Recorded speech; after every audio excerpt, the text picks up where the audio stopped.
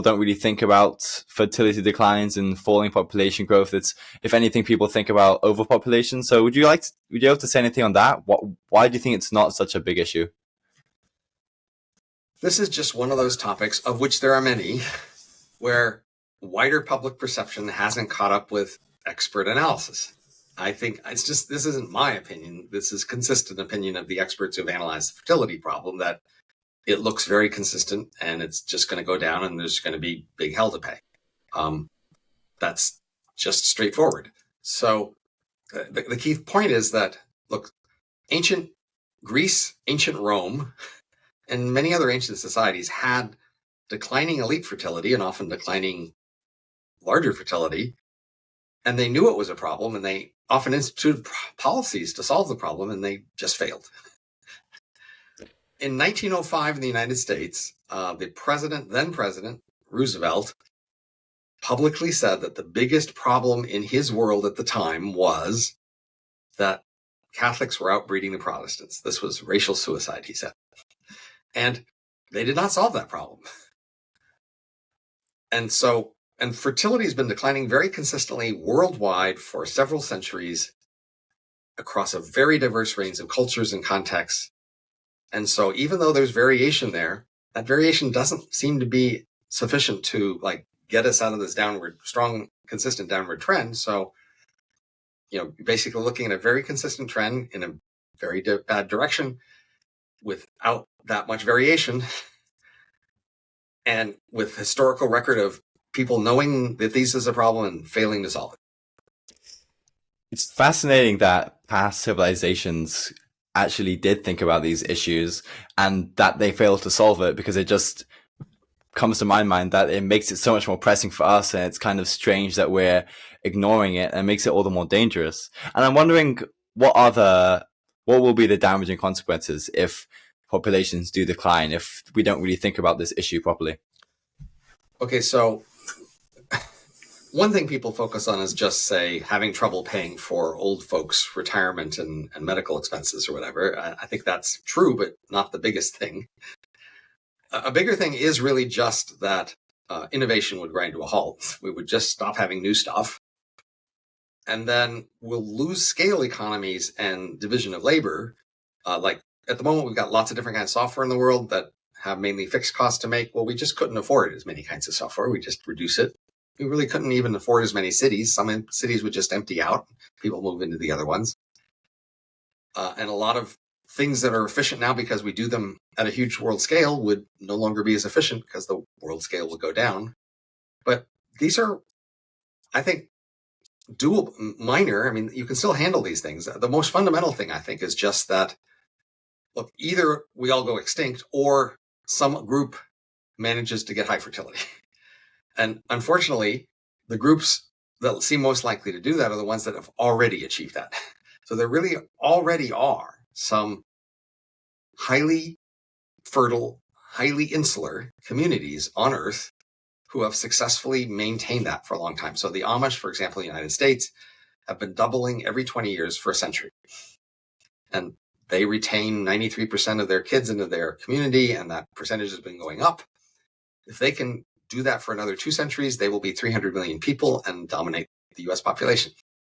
And Orthodox Jews are similarly in a situation of maintaining high fertility, and this is how the Christians took over the Roman Empire. Apparently, Roman Empire was declining in terms of elite population, certainly, and mass population as well, apparently, and the Christians doubled every 40 years for 3 centuries because they were anti-infanticide. They were more willing to go save the babies that other people were trying to kill off. And they were more pro-family, and they just grew faster than the rest of the Romans. They didn't mostly convert the Romans. They mostly outgrew them. That's the default scenario, I got to say, about our future.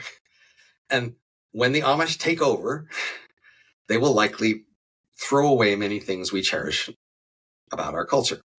And they're not going to be very pro-innovation, but during this era, when they take over, they won't need to be. That is, it'll be an era with very little innovation. And an era where high tech will be falling because large scales, we can't maintain the large scales. So their reluctance to do high tech stuff will also not punish them so much.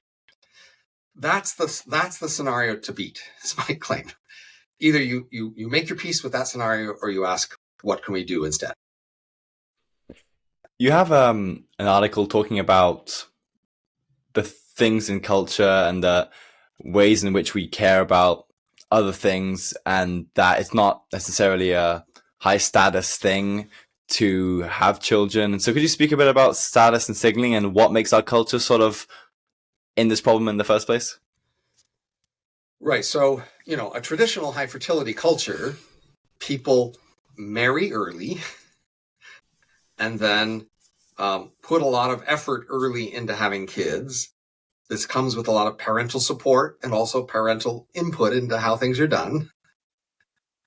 And they don't go through that many years of schooling, and they have pretty substantial differences in gender roles. And this is how high fertility cultures work in the past, and even today, the ones that work today. So then you can go through that and see how our culture is different. And in each of the ways it's different, we are very proud that it's different, and we are eager to keep it that way, and even more so, right? So we have more years of school, and women and weaker gender roles. So women are eager to show that they can do as many years of school as men. In fact, they are getting more years of school than men. There are more women in college than men.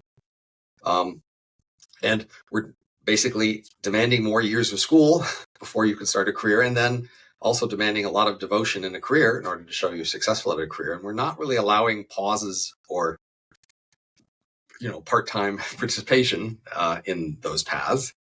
And in addition, we now have more the norm that marriage is what they call a capstone achievement rather than a cornerstone of life. That is, you're supposed to find yourself first, get a successful career, set yourself up in life, define yourself, and then go find somebody out there who matches the particular thing you've defined yourself to be, and do a big search to be very picky about it. And then when you finally pick somebody there and your career is set, then you can start to think about having babies, if you're willing to sacrifice the career that you then have. And of course, the usual high fertility cultures were rural cultures, and the low fertility ones tend to be urban. And these urban people, in this period of a lot of school and a lot of career ambition and a lot of dating and searching, are living in cities where they're having a lot of fun. And they're going to movies and restaurants and parties and traveling. And that's the world we celebrate, and that people are eager to join and to, be more part of. And that's the world that's in the way of fertility.